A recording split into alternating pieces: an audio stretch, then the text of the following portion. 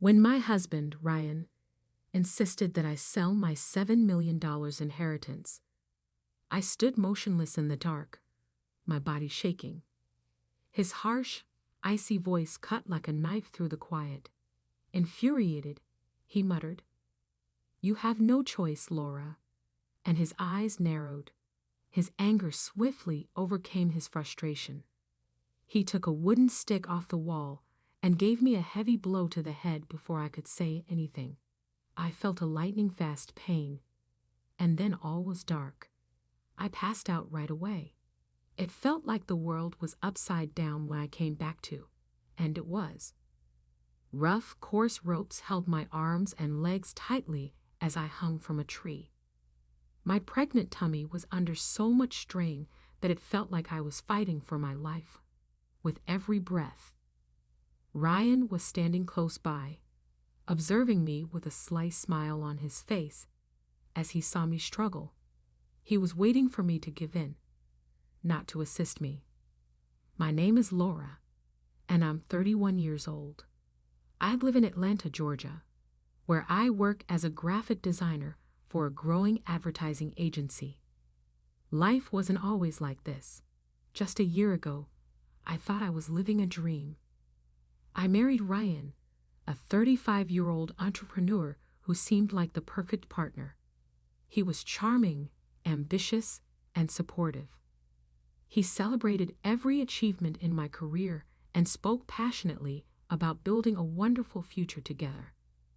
Things started to change after I inherited my late grandfather's estate, a property worth $7 million. It was more than just valuable land. It was part of my family's legacy, passed down through generations.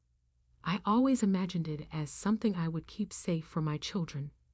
At first, Ryan seemed thrilled for me. He praised my family's accomplishments and spoke about how we could preserve its significance.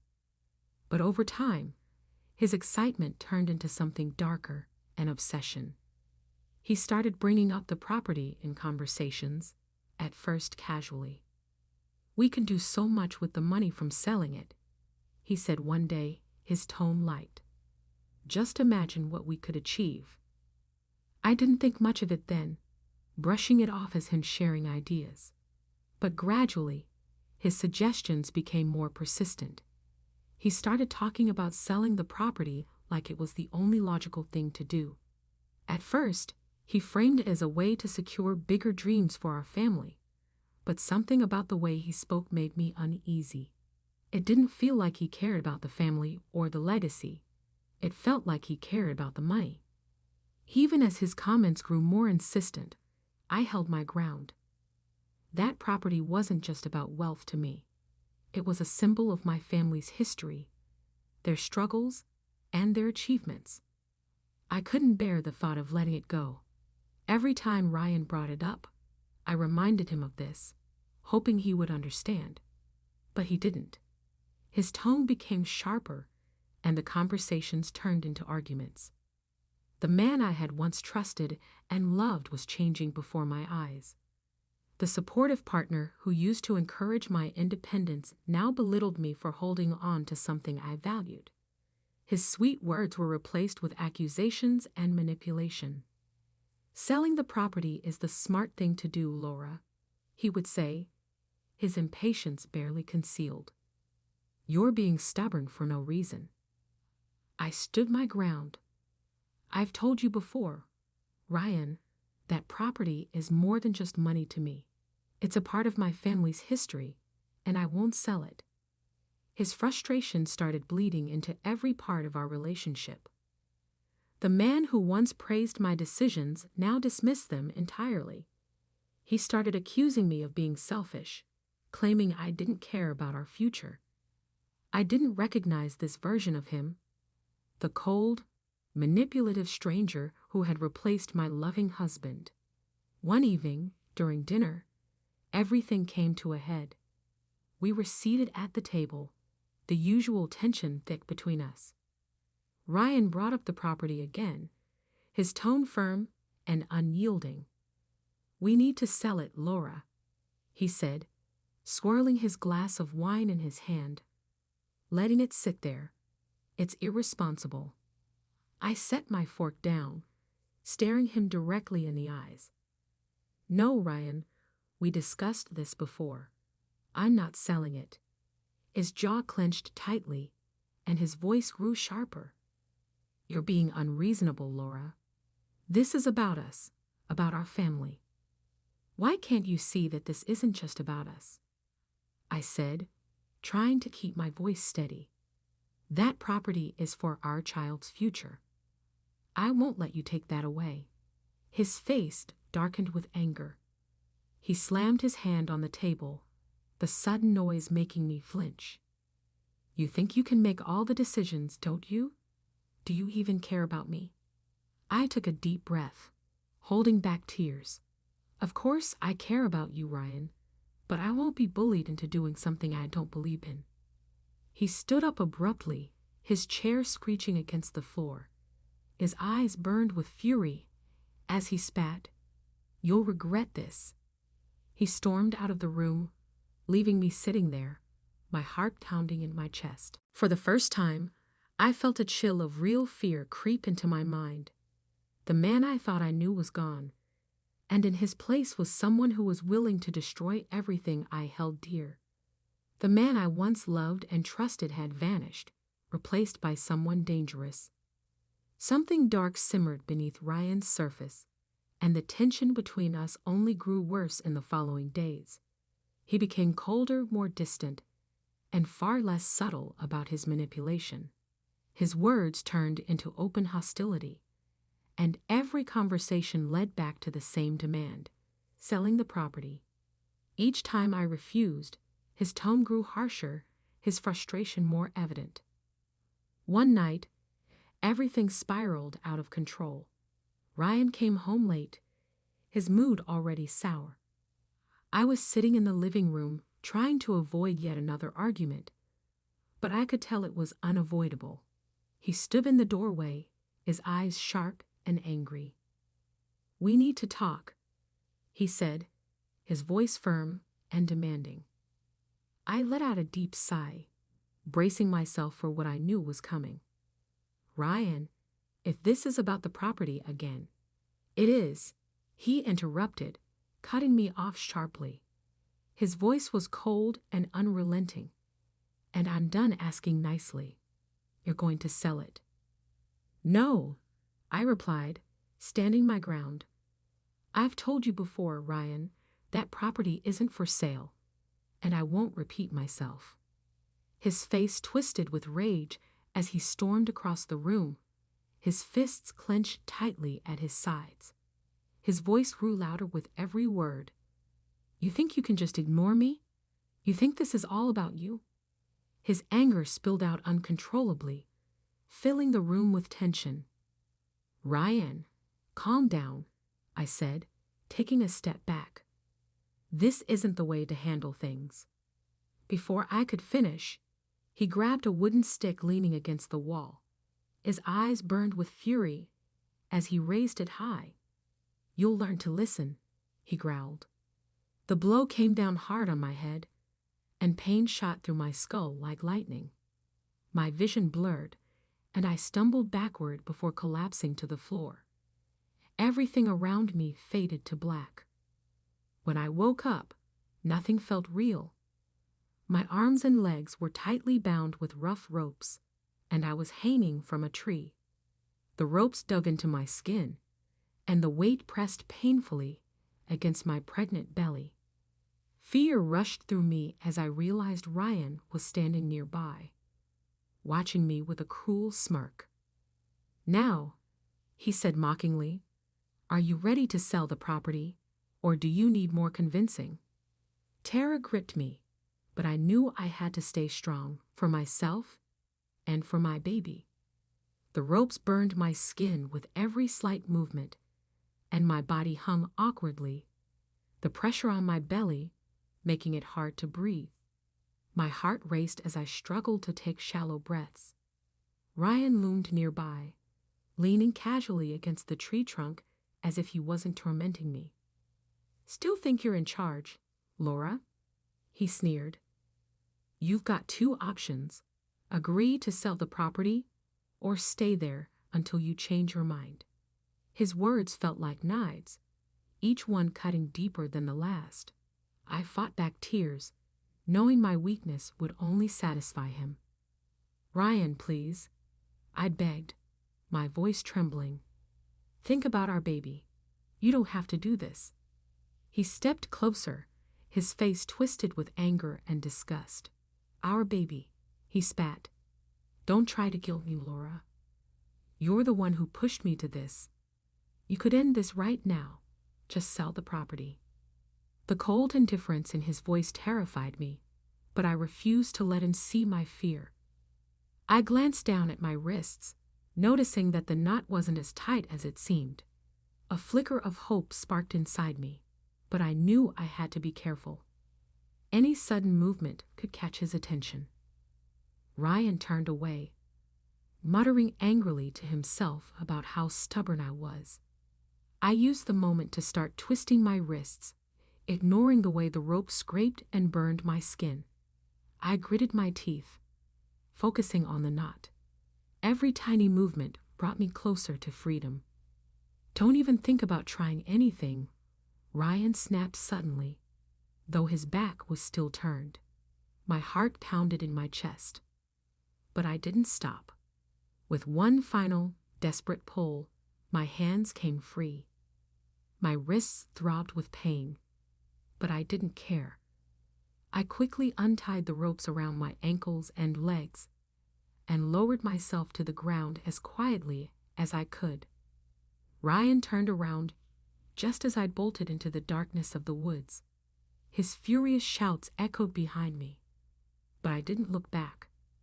Survival was all that mattered now, for me and my baby. The cold night air stunned my face as I ran through the dense forest, branches scratching at my arms and legs. My heart pounded like a drum in my chest, and every step felt like a battle against fear and exhaustion. I didn't know where I was going. I just knew I had to keep moving. Ryan's angry voice faded into the distance, but I couldn't stop. I couldn't risk him catching up to me.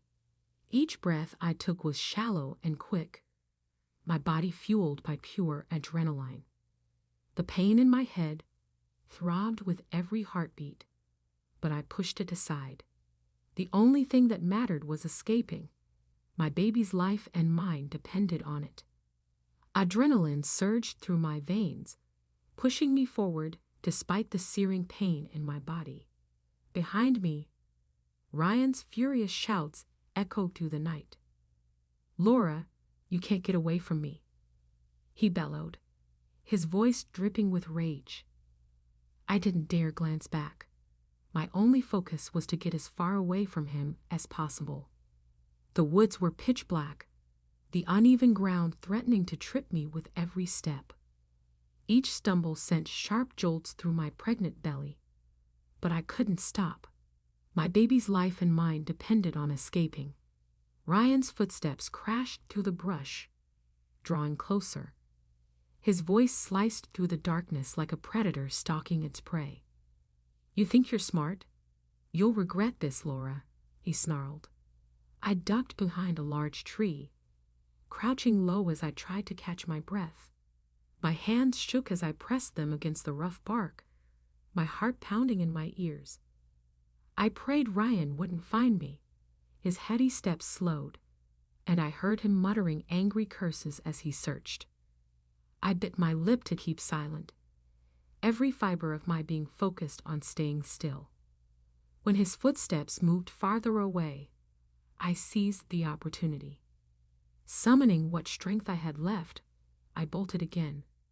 My legs burned with exhaustion, but a faint glow ahead gave me hope. It was a road. The thought of safety pushed me through the last tangle of branches. I stumbled onto the asphalt, the cool surface harsh against my bare feet. In the distance, headlights approached. I waved my arms desperately, stepping into the car's path. The vehicle screeched to a halt, and the driver, an older man with kind eyes, jumped out. "Are you okay?" he asked, his voice filled with concern as he looked me over. Tears streamed down my face. "My husband?" I gasped, barely able to get the words out. "He tried to kill me." Without hesitation, the man helped me into his car. "You're safe now," he assured me, his voice steady. He drove quickly toward the nearest police station. The hum of the engine was comforting in the silence. For the first time in hours, I felt a glimmer of safety. But deep down, I knew this nightmare wasn't over. Ryan had to be stopped. He had to face justice.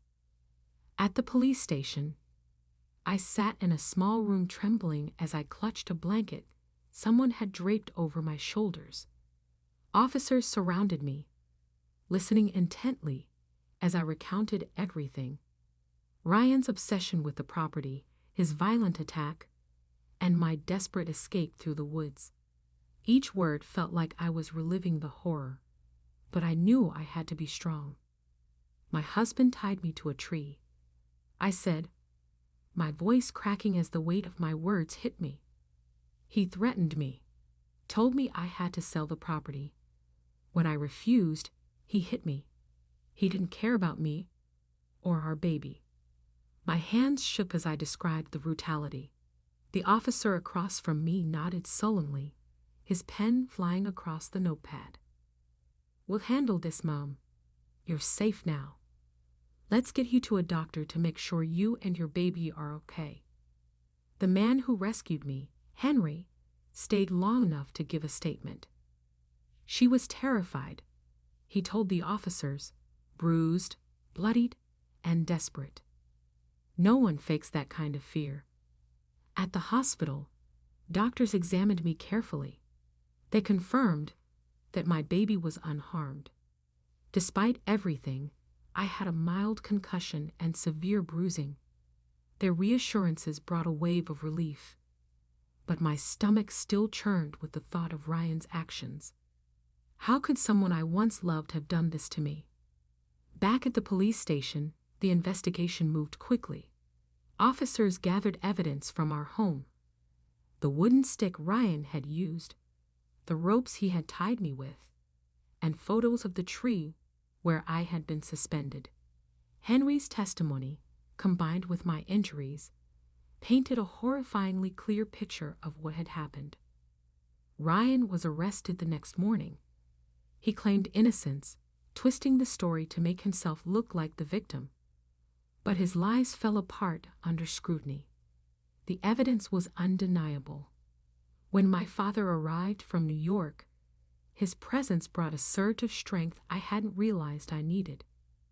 Ryan had tried to take everything from me, my freedom, my future, and my child's safety. But he hadn't succeeded. I was determined to make sure he paid for what he had done. Justice was no longer just a hope. It was a promise. The day of the trial arrived, and I stood at the entrance to the courtroom, my heart pounding in my chest. I spotted Ryan at the defendant's table. His usual confident demeanor was replaced by nervous tension. He avoided my gaze at first, but when his eyes flicked to me, I stared back unflinchingly. He needed to know that I wasn't afraid anymore. I took my seat on the witness stand, my hands trembling in my lap. The prosecutor, Miss Nicholas, stood to my left. Her expression was firm, her presence radiating strength and determination. "Mrs. Richards," she began, turning to me, "please tell the court what happened the night of the attack." I took a deep breath, forcing my voice to remain steady. Ryan became obsessed with selling the property. I began feeling the flood of emotions rise, but refused to let them overwhelm me. This was my moment to speak the truth, for myself, for my child. When I spoke in the courtroom, my voice trembled, but I forced myself to keep going. "I inherited the property from my grandfather," I said. When I refused to sell it, Ryan became aggressive. That night, he hit me with a wooden stick and tied me up. He hung me from a tree and told me I'd regret it if I didn't sell. The room fell silent as my words hung in the air. I paused, looking down at my hands, fighting back the tears that threatened to spill over.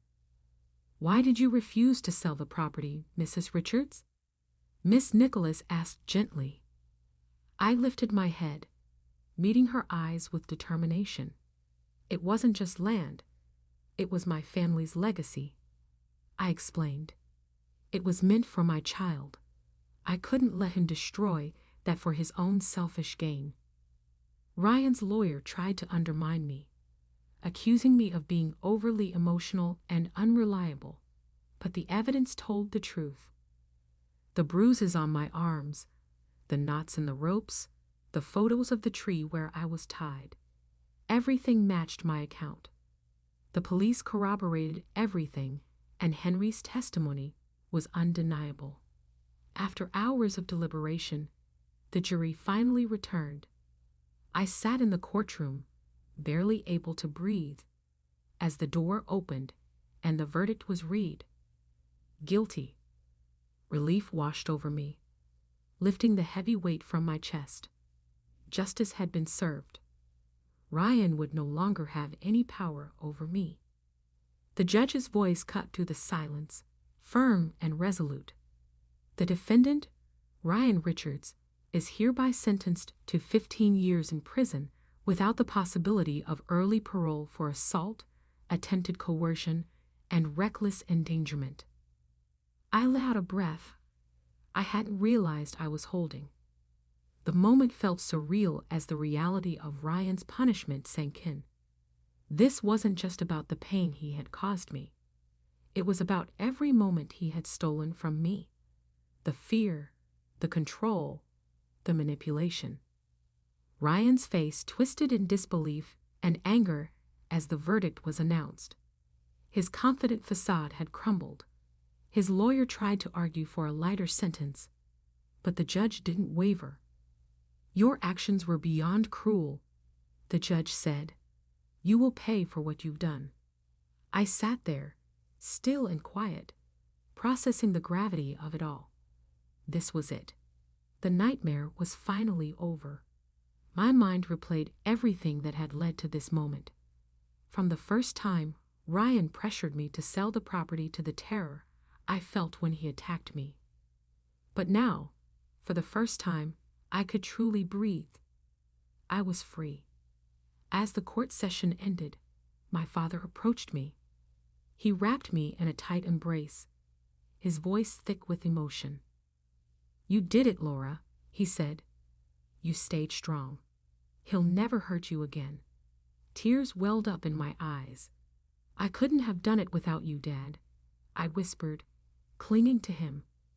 Outside the courthouse, the weight I had been carrying for so long finally lifted. The sun seemed brighter, and the world felt quieter. Ryan was behind bars, and the life I had fought so hard for was within reach. There was still a long road ahead, healing from the trauma, rebuilding my life, and preparing for my child. But one thing was certain. I would never let fear control me again. I was free. The months that followed were a blur of adjustments and new beginnings. After the trial, I returned to my job as a graphic designer. My colleagues were understanding and supportive, which made a world of difference. Though the memories of what I had endured were still fresh, focusing on work helped me feel grounded again. I spent a lot of time reflecting on my life, what I had built, and what I wanted for my future. Ryan's threats and violence no longer loomed over me. The house we had shared felt cold and empty, a place I could never return to. It had been a prison, and I was determined to leave it behind. The property I inherited became a source of strength. What Ryan had once seen as a prize to exploit had transformed into a refuge for me. I started small projects on the land, turning it into something I had always dreamed of. Gardens blossomed, a small office took shape, and I began building a home. a place that would one day be a sanctuary for my child and me. In those quiet moments as I worked the land, I often thought about the future. I imagined my daughter growing up in a home filled with love and safety. I dreamed a life full of hope and happiness, one where I was no longer shackled by fear or pain. This time, things would be different. I would protect what I had built, no matter what. The day my baby was born marked a turning point. Holding my newborn daughter in my arms, I felt a profound sense of purpose. Despite everything I had been through, I had made it. I had fought through the darkness and come out stronger on the other side.